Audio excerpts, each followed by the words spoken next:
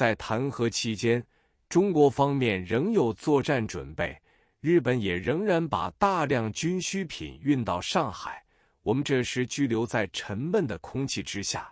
本来不关心时事问题的人，也逐渐把中日战争前途作为研究资料。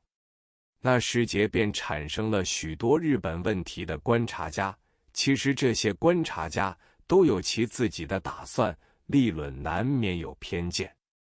宫德博是一位日本问题研究专家，他的观察最是深刻，他发表了许多文章，我都很喜欢读他的意见。日本人不但要想征服全中国，而且要统治整个亚洲，所以在中国使用的军力不过是3%，还有7%准备用在南征，不惜与英美打上一仗。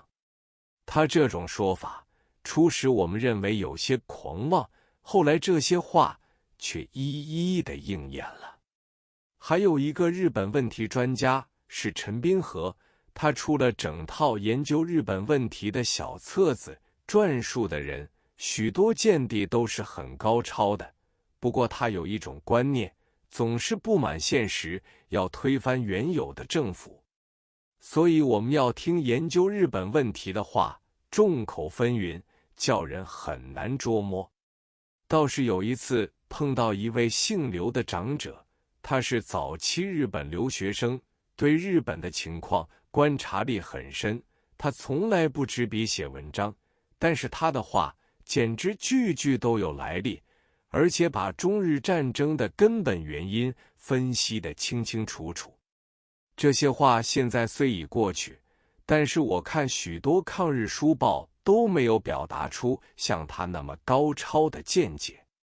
他说出日本进攻中国，摧毁中国政府的军力易如反掌，但是中国地方实在大，日本要是出兵几百万的话，也只要抱定宗旨和他们长期作战，使其泥足越陷越深。俗语说蛇能吞象，虽是一句不合理的譬喻，可是蛇要是真的吞并象的一部分，那么自己可能被胀死。所以日本武力的当权者预先虽做过这种调查，认为中国是一无可惧，甚至无数军人以游历为名畅游中国各地。如松井石根在没有开战之前先到南京，再经广州返日，他也认为灭亡中国是不会超过1个月的，所以军人个个都摩拳擦掌，准备出动。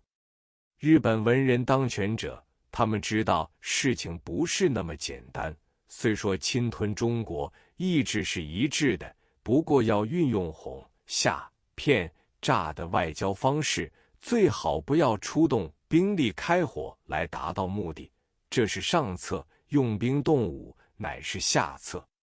军人们对国内文人的论调深恶而痛疾，所以动不动就将主张缓进的政论家、外交家以及首相重臣一个个都采取暗杀手段来消灭，大规模的暗杀事件陆续发生，不计其数。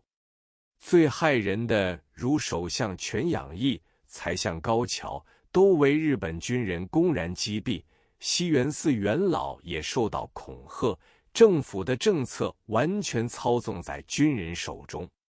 日本战前的政治制度，内阁总理虽有权提出财政部长、教育部长、外交部长等名单，但是对陆军部长、海军部长、空军部长是无权过问的，是要由军方推出，内阁总理唯有仰其鼻息。军方要是反对其人，并不推出部长的话，内阁总理就做不成。还有一点，即使内阁已组织成功，内阁总理不听军部政策的话，军部就可以令海相或陆相辞职，一个人辞去，内阁就要改组。所以从前日本政府的内阁总理完全处于军方爪役之下。姓刘的长者又说，那么日本为什么会造成这般的局面呢？他们是有法律根据的，因为海陆空军是直接隶属于日皇的，所以内阁总理对军事实实在在是没有一些力量来统治的。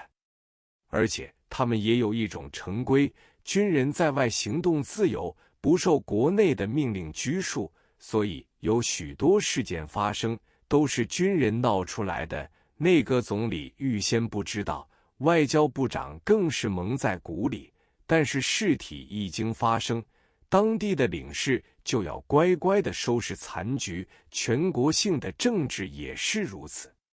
军人在外，尽管不宣而战，外交部长只有代表军方说圆滑的话之外，没有别的话可说，即使就在军方，外交部也要想出适当的理由来袒护军方的。这许多话我倒是闻所未闻，所以陶德曼的调解，双方都是表面上做出一种媾和的姿态而已。军人是有军人的准备，中国政府也明知日本外交界不能约束军人，所以一场调解宣告失败之后就大打起来。当时上海的报纸很少知道这种内部症结，合乎战乎，大家都莫测高深。抗战初期，五羊独秀调解不成，掀起全面大战之后最初3年，实实在在可以说法必坚挺，老百姓对他的信心一点也没有动摇，购买力也一如其旧，一般人都不知道什么叫做囤积，更不知道什么叫做外汇。黄金与美钞不见流通，普通人对黄金美钞的重要性也无从知道。我们大家还是过着和从前一样的生活，认为打仗由它打下去，从不想到法币是会动摇的。只有一部分商人和逃难移居到上海的人知道上海的物价是如何，乡间的物价又是如何，两者之间的差额很大。既然没有生意可做，就奔走两地，把甲地的东西带到乙地，再把乙地的东西带到甲地，已有一无，这样的卖出买进，可以从中博得不少利益。这种人后来就称为跑单帮。这种人从几百人开始，直到几万人，在战乱期间借此维持生计。